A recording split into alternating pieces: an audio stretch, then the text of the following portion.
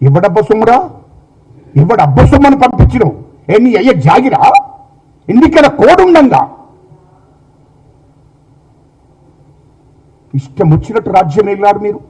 దాన్ని మరిచిపోతున్నా తెలంగాణ ప్రజలు. ఏం తమాషలు చేస్తున్నావా?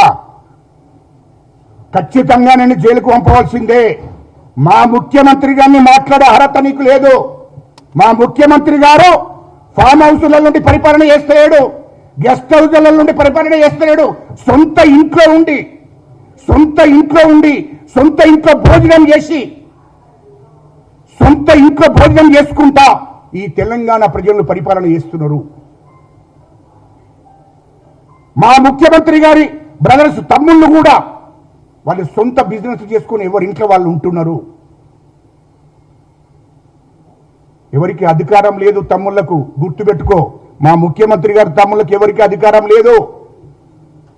మా క్యాబినెట్ మంత్రులు కూడా 18 గంటలు పనిచేస్తున్నారు. మా ముఖ్యమంత్రి గారు ప్రజల కోసమే పనిచేస్తున్నాడు. ఈ రాష్ట్రాన్ని మీరు 10 ఏళ్ళు దోపిడీ చేసిపోయినరు. మొత్తము రాష్ట్రాన్ని ఒక దారిలో పెట్టడానికి ప్రయత్నం చేస్తున్నాడు.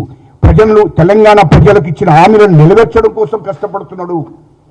అది గుర్తుపెట్టుకోవాలంటున్న కేటీఆర్. మీకు ప్రభుత్వాల మీద నమ్మకం ఉండదు, చట్టాల మీద నమ్మకం ఉండదు.